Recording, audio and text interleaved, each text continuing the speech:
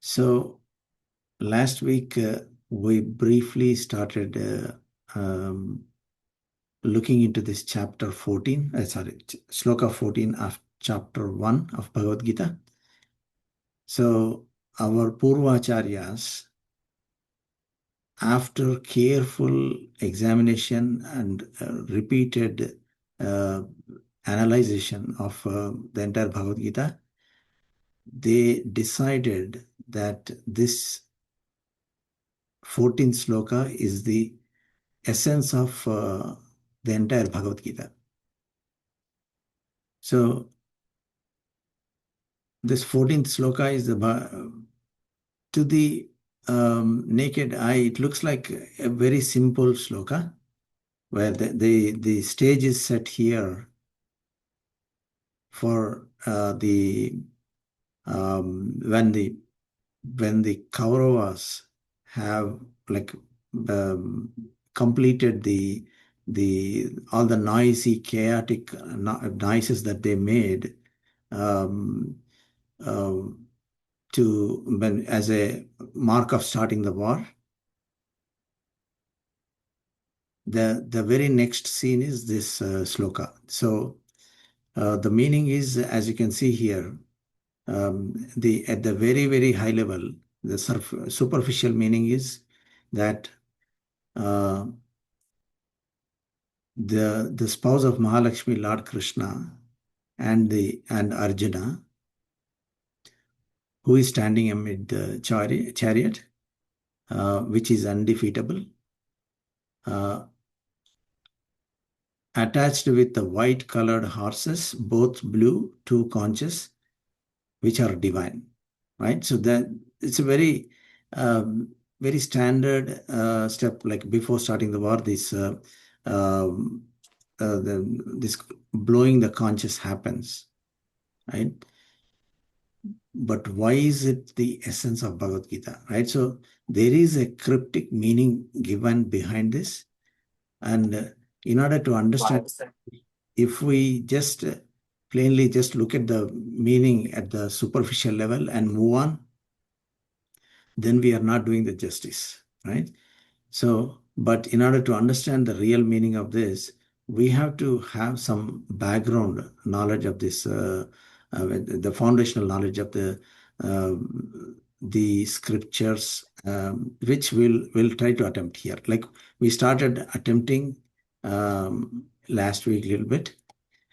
So to start with, right? So the word Vedantam, we started analyzing this word Vedantam. As soon as somebody says Vedantam, that sounds really complicated, right? So Vedantam is, we don't even want to try to understand it, because it is beyond like our capability. But what really it means is like Veda plus Antam. Like Antam means we all know it is the like we all think it is the end, right? So the great saying Antam Kadi the Arambham, like it's not the end, it's the beginning. So in that context, we use Antam as the ending of something, right? Which gives the meaning that it is the end of the Vedas, right? But our acharyas are the real meaning of this Vedantam. What it means is, in this context, Antam means the goal or the Lakshyam, meaning whatever is in this context, the goal is what is intended for us to know from the knowledge of the Vedas, right? So whatever is the essence of the Vedas have a lot of things. Like Vedas, they say it is the mine of knowledge. It's like an ocean. Ocean has a lot of stuff, but what is useful in it is very limited, right? So our acharyas compare the Vedas to an ocean or a mine from which a lot of stuff can be brought, but there is some essence of Vedas, which is the goal for us. Like for all of us, it is intended for us to know, and whatever is useful for us and valuable for us, that is the content, which is the goal, which is called Upanishads. Okay, so Upanishads are the part of the Vedas which has a valuable meaning and which is intended to be known for all of us, the human beings. Okay, so that is the Vedantam, right? But it also Antam is there is another meaning in a different context. Antam is used actually like Vanantam, right? Meaning a beautiful part of the forest is Vanantam.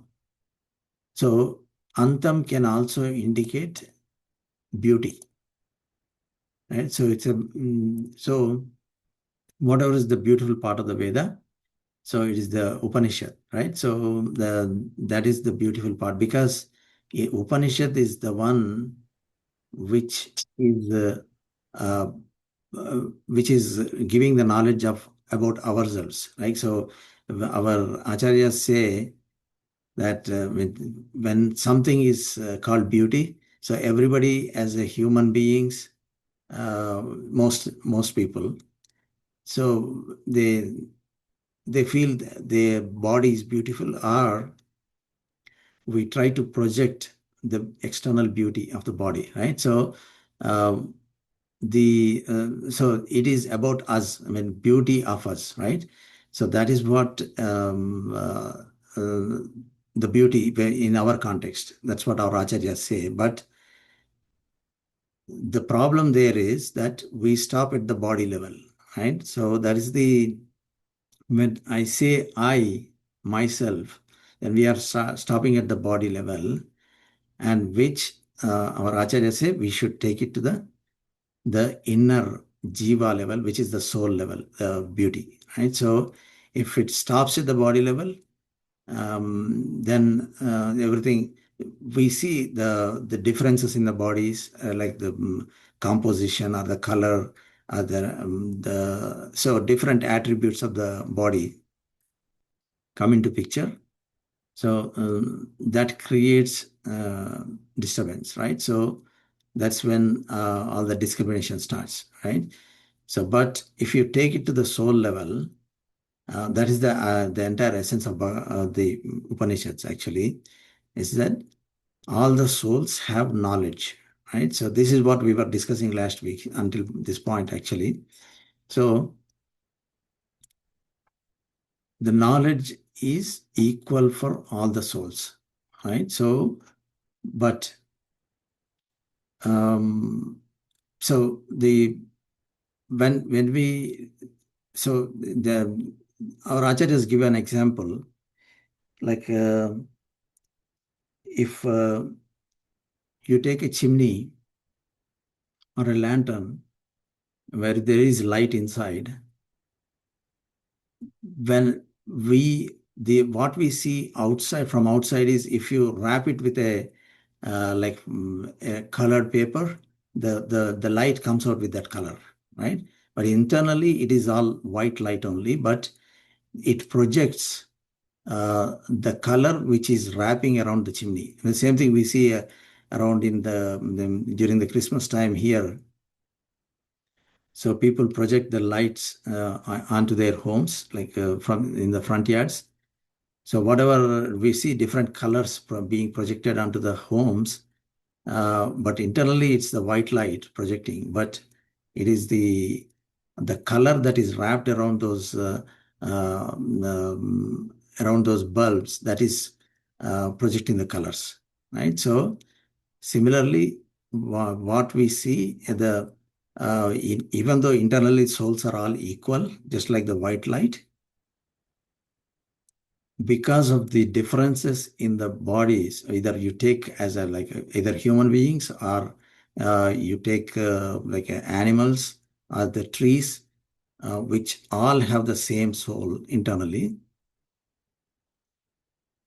It is being projected. The knowledge that is coming out of the body is being projected based on the properties of the or attributes of the body, right? Just like the light coming out of the chimney or the light coming out of the lantern, showing the different colors. So now, with that we all can experience that, right? So if if the soul takes the birth of a snake, it has poison. But if it takes the soul of a parrot, it's beautiful, right? So all the differences that are manifested is because of the bodies. And why are there differences, right? So like I mean, this is a question that we will handle in the rest of the Bhagavad Gita, but just to create a curiosity, right? Like when the souls are the same, souls have the same knowledge, but the bodies are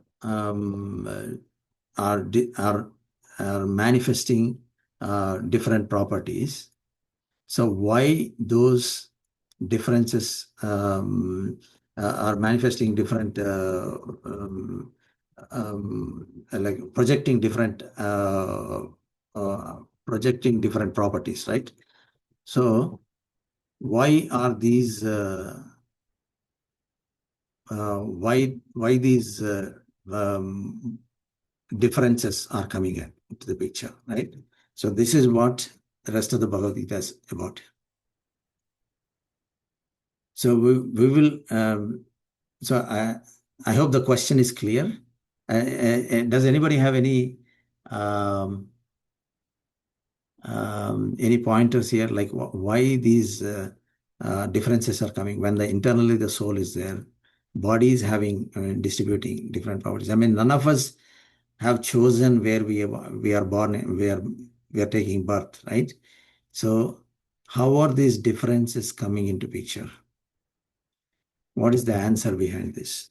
And this we will handle rest of the Bhagavad Gita itself, but you might have heard, right? We will try to understand what this is, but the reason for differences, these differences that we are acquiring through the bodies, is because of the karma, right? So, and which is why we carry the burden of the karma, and we have to have these bodies to experience the burdens of these karmas and spend the karmas. So that's all the entire story of Bhagavad Gita. We'll handle that. But so now um, these are some of the fundamentals, right? So now the coming back to the this being encrypted, right? Why these knowledge has to be given in a cryptic manner? Why couldn't um, this knowledge have been given in plain words? Like why we just say in this we give this, or our scriptures give this kind of a uh, plainly worded sloka with so much of depth behind it, right? So to get into that, what we need to understand is actually we our scriptures are called actually full of rahasyas, right? And Bhagavad Gita itself is called a rahasya grandham, right? So what do we mean when we say rahasya? Anybody? What is a rahasya in plain Telugu or Sanskritam? Hidden. Rahasya means Hidden. something hidden. Yes, yes, sir. Hidden. And is there any other meaning? Hidden. Secret. Yes, sir. So exactly, గుప్ yeah, right. Exactly. So hidden. గుప్తం కూడా What is that, Andy? గుప్తం అని కూడా అంటారు కదా Yes. Hidden Guptam is another word for rahasyam, but the meaning of rahasyam is basically secret, right? That's what we understand that in like uh, it's a common meaning of this word. Rahasyam is secret. But when we say secret, secret is something not to be revealed to anybody, right? So, or is it not to be revealed to anyone? Is that really the intent of a secret? No, in that case, I think more hidden is the more meaningful. It is something hidden, and it is difficult to understand. Like Right. Why did we make it difficult? Cryptic. Yes. Yeah. Cryptic. Yes. There yeah. are different words, but what the question is here is, Mhm. why do we have to make it so cryptic or hidden secret, right? So with the secret, I does it think it is mean? not. Hmm? It is not very easily explainable, I guess. Yeah. And the concept is not easily understandable. Okay. The concept is not easily understandable, and somebody has to explain it. Explain. Explain Right? because other thing is like we Complicated. cannot. Some of those things we cannot experience with our Exactly. Yeah. with our gyanendriyas and all. Yeah. That's why I think it's more difficult to understand. Yes, exactly. So it is complicated to understand. Okay. First of all, the concept is complicated, and um, and because of our karma, so well, obviously we can see even today's world, some people can understand even complicated concepts very easily. And so for me at least, it is if it is something complicated, I have to read it multiple times, go slowly. But some people can get it very fast, right? So it's all because of I mean, again goes back to the what we stated here, right? So karma, right? So whatever attributes are manifested through the body because of the karma, it is very complicated. And for most of us, these complicated concepts are hard to understand.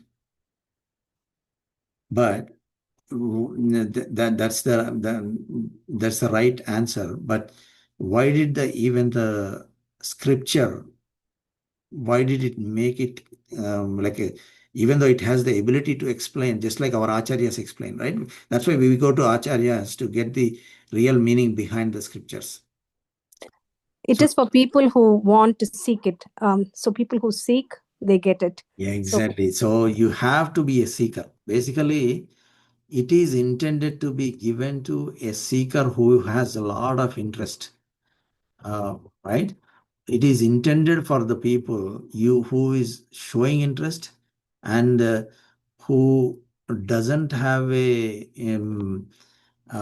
doesn't have an intent to misuse it, not to misuse this knowledge. So something which is powerful cannot be given to anybody. It is just like national secrets, right? So nations have their own secrets. Um, they don't reveal those secrets unless you are very, very like if you're what do you call this vetted, right? Unless you are vetted by the highest authorities, you are not given those secrets because there is a possibility of misuse. That is one thing. But yeah, in this case, people can tend to misuse for their own fame or whatever reasons, right? So that is a possibility. And so these layering, right? So it's like layers. You have to open the layers to be able to go to the deeper and deeper. That's when we try to understand. You have to wrestle with it. You have to engage it. And that only when you wrestle with the concept, when you struggle to understand, that's when it kind of attaches to your heart, right? Like so that's why we do regular projects, or maybe when people who are going to school, we understand if just a concept is given and just directly the professor gives the answer, it doesn't stick to us. But if we struggle to do some exercise on it and then get the answer ourselves or with the help of a guru, that sticks to our mind, and that will never leave us. That knowledge is that's permanent. But if it is given plainly, everything is given plainly by the scripture itself, uh, it I mean, we don't even enjoy it, right? So we just, it goes from this year and then comes out of this year. That's it, gone. So, but if something is cryptic, if we struggle to understand it, it gives a lot of joy at the end of it, the exercise, right? So, yeah, that's why when people kind of misunderstand when these scriptures are given only to very intended people who are only interested, then people label that, okay, this is only for a closed group of people. No, that's not the thing. If somebody shows interest, yeah, anybody can learn these secrets. So that is the reason the slokas like these are kind of dense, right? So dense in the sense they pack a lot of meaning into simpler words. So we can peel the layers one by one and try to understand it. So that's most of Sanskritam scriptures actually, right? So that is about basically why it is a Rahasya Grandham, and this is the reason we need a guru. Actually, this is a context. Actually, you might have heard maybe once or twice, or maybe some great people also, Pravachanakartas. They say, okay, all souls have knowledge. I mean, we are all souls. I mean, everybody knows that. Most people who listen to like Pravachanas, we know that these soul has knowledge, inherent knowledge. You might have heard these words, right? Inherent knowledge. So we don't need a guru. I heard a great Pravachanakarta saying that actually. I was surprised. See, if without a guru to guide us, because of our karma, which is again going back to this statement by what we made here, right? Different people can understand things differently. Yes, internally all the souls have great knowledge, as that Pravachanakarta says, but our own karma is making us understand things differently, different things differently. But if the soul itself comes out, yeah, it's perfect knowledge.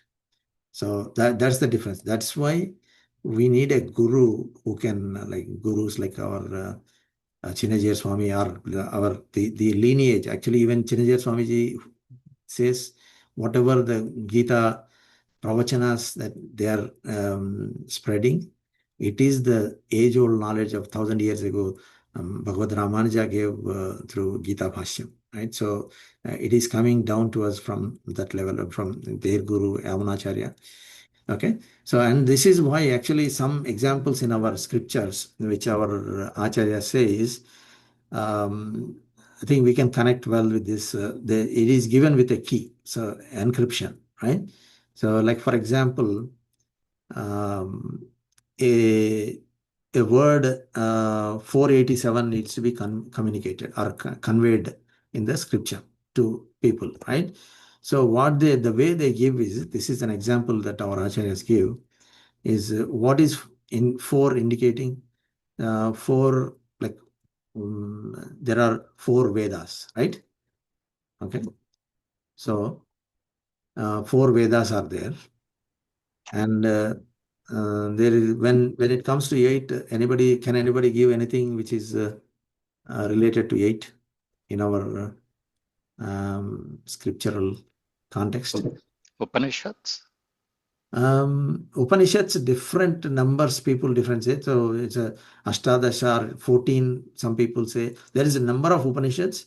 There mainly 14 Upanishads are accepted by the most of the Acharyas. Purvacharyas, even Shankarapada or Bhagavad Ramanuja, they all accepted 14 as a standard. But there are many more also given Upanishads. So అష్టదిక్పాలకులు.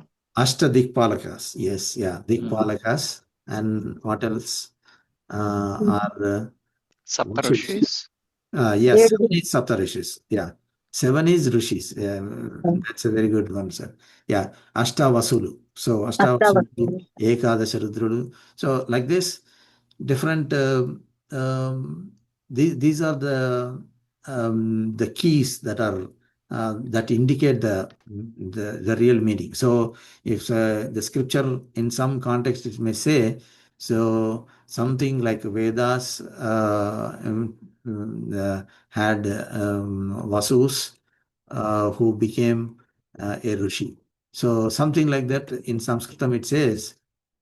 So people, we to the plain naked eye, it looks like okay. Some in Vedic times, somebody, some Vasu became a Rishi, but the person who has practiced these scriptures and learned a lot, learned soul, they take this as a encryption and then decrypt it into a number like 487.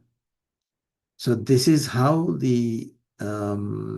so when in the present day world, all of us can relate to this with this like information security, right? Encryption keys. So once they have that key, they decrypt it and then they say this is 487, and then that opens something else for them.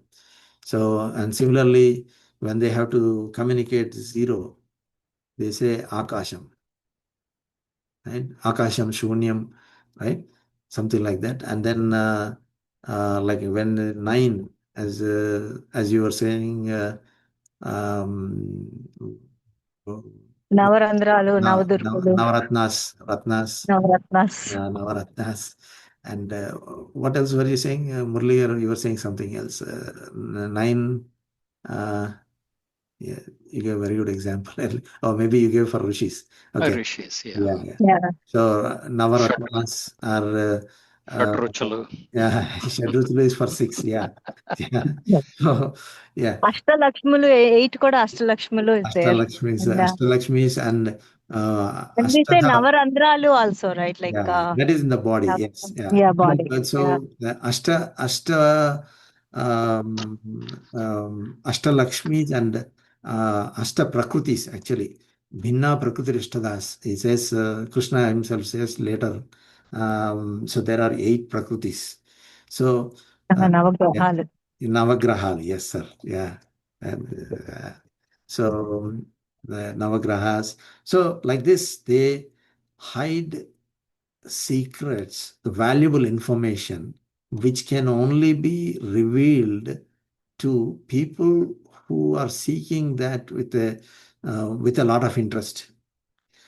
So that is why actually, without a guru, our own people, our even acharyas. I mean, there is a great example. Actually, Bhagavad Ramanujacharya Acharya Swami story you might have known, right? So you know, during his time, in order to understand the meaning and the actual learning in order to learn the Ashtakshari and Charma Slokam, in order to understand these meanings of these two mantras, what did he do? Like, what did he have to go through? How much difficulty? Does anybody know? There was a great difficulty he faced. Okay, probably not many are familiar with the story. He traveled 200 kilometers from his place To Kashmir, right? To no, Kashmir. no. Kashmir is for a different reason. Brahma Sutras, in order to learn in Kashmir, Brahma Sutras, Saraswati Peetham. But this is within Tamil Nadu. He had to travel to Goshtipuram, from Kanchi to Goshtipuram. So to learn the meaning of these slokas or mantras, he traveled 200 kilometers by foot. Those days, they were not allowed to travel by anything else, right? So 200 kilometers by foot, how many times? 18 times he traveled. Every time he went, the guru would see, okay, yeah, you come back. If you have interest, you would come back, right? And by that time itself, Bhagavad Ramanuja himself was a very well-known saint. So even for him, the guru put him through so much of test to make sure that he's worthy of learning these the meanings of these great mantras. And that is why. So and he would have just looked at a book and tried to understand it. I mean, that's why first of all, this Charama Slokam, right? This is the Charama Slokam is nothing but in the 18th chapter, the Moksha Sannyasa Yoga, 18th chapter, 66 sloka. You might have heard this slokam very much. Sarva dharman parityajya mamekam sharanam vraja aham tva sarvapapebhyo mokshayishyami mashuchaha. Most of you heard this slokam, right? Sarva dharman parityajya mamekam sharanam vraja. So that is the 18th chapter, 60th sloka. What it means is, in that context, Krishna is telling, just leave all the parityaja, all the dharmas, leave all the dharmas behind. Sarva dharman parityajya mamekam sharanam vraja. Just take a sharanam of me. Aham tva sarva papebhyo mokshayishyami mahascha. Meaning, I will remove all your sins and I will give you moksha, something like that. So, so it sounds very easy, right? Okay, I don't have to do anything. No karma, no dharma, nothing. Just do some puja and say, okay, I'm Saranagati. And yes, I am completely absolved. But what does, there is another sloka in I think, Jnana Yoga, like the seventh sloka. It says, Yada Yada Hi Dharmasya. Right? This is very popular because it used to come on the Mahabharata serial, right? Yada Yada Hi Dharmasya Glanir Bhavati Bharata Abhyuthanam Dharmasya Tadatmanam Srujamyaham. So what is Krishna saying there? Whenever there is a harm to dharma, I take this avatara as I take an avatara to protect the dharma. Right? Yada yada hi dharmasya glanirbhavati bharata abhyuthanam adharmasya tadatmanam srijamyaham. I take avataram every time there is harm to dharma. This itself is very contradictory, right? Between the 7th sloka in the 4th chapter and the 18th sloka 66, 18th chapter 66 sloka. So definitely the 18th chapter 66 sloka, which is revered as the Charama Slokam, may not be carrying the meaning which is looking for outside, right, to the naked eye. There is a deeper meaning. So Sarvadharman Parityajya, when to leave the dharma, where to leave the dharma, how to leave the dharma, or what needs to be left out.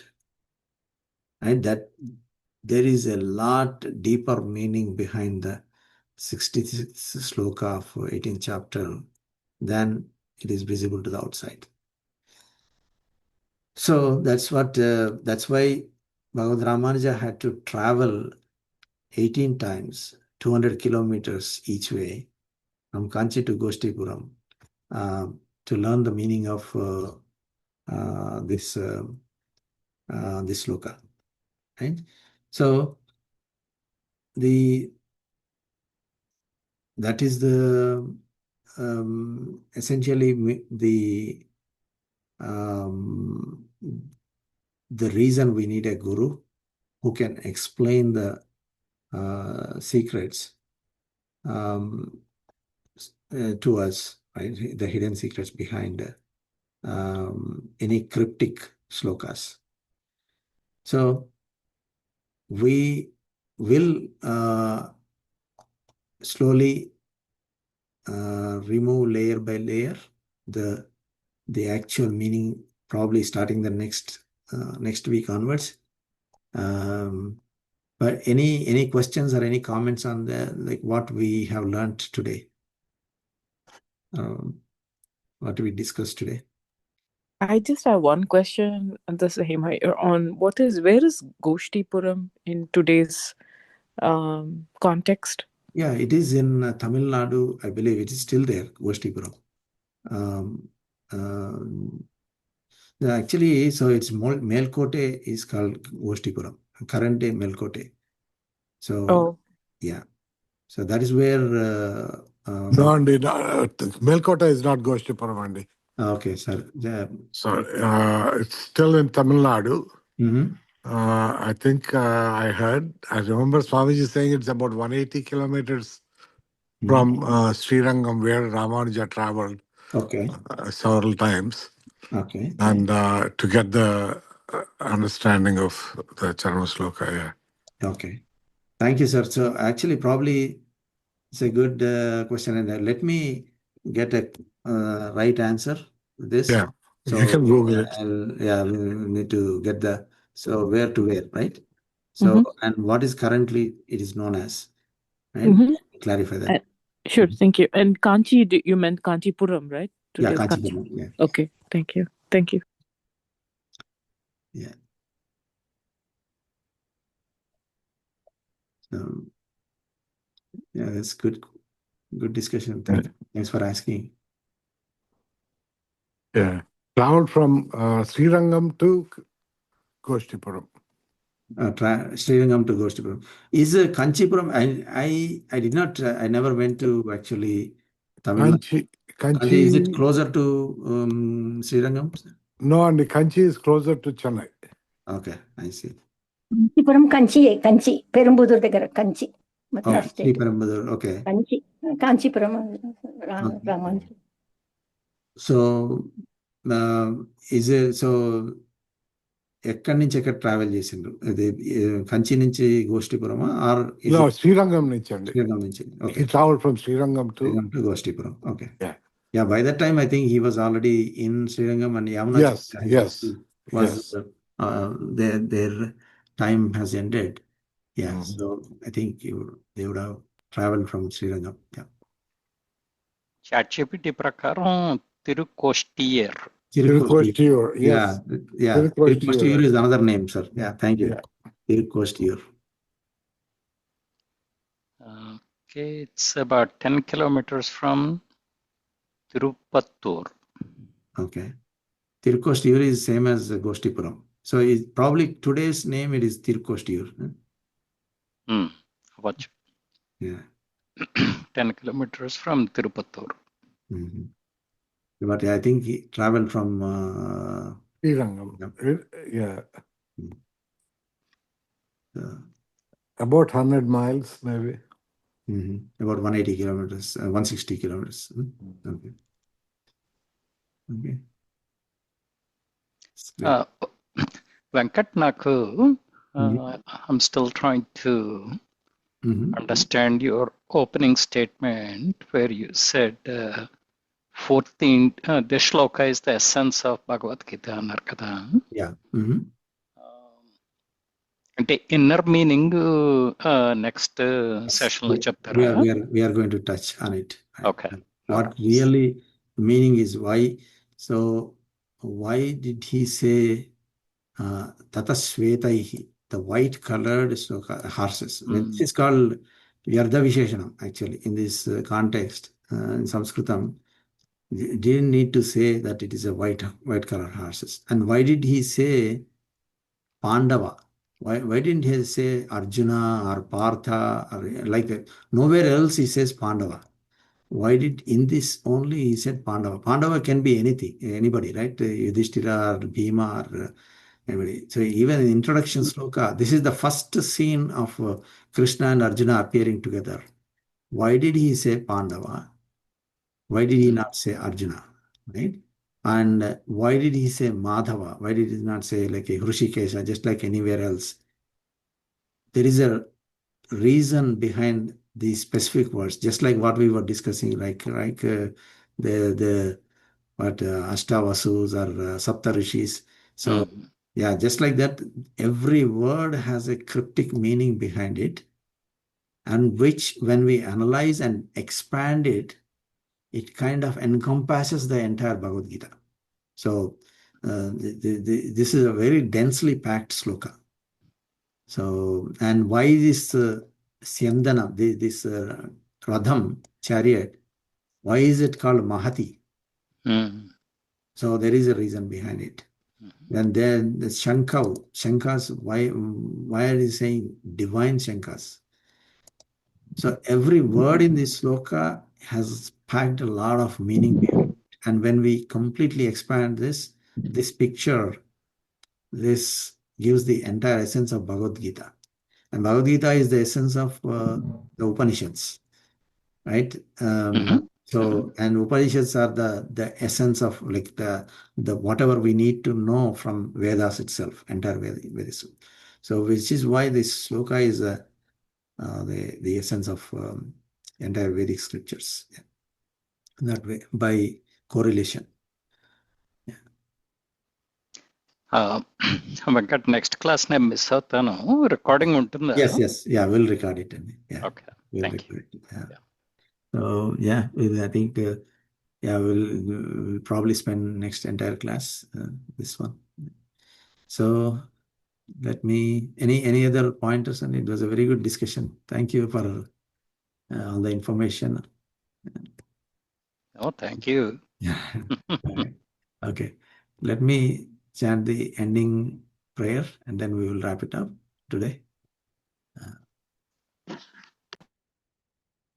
Om Agnenaya Swadharaye Asman Svani Deva Vainani Vidva Yo Jismad Juhrana Mena Bhuvishthante Namavuktim Videma Om Purnamidam Purnamada Purnat Purnamudachyate Purnasya Purnamadaya Purnamevavasishyate Om Namah Paramarshibhyo Namah Paramarshibhyo Paramarshibhyaha Om Om Namah Paramarshibhyo Paramarshibhyo Namah Namah Paramarshibhya Paramarshibhya Om Asmat Gurubhyo Namaha.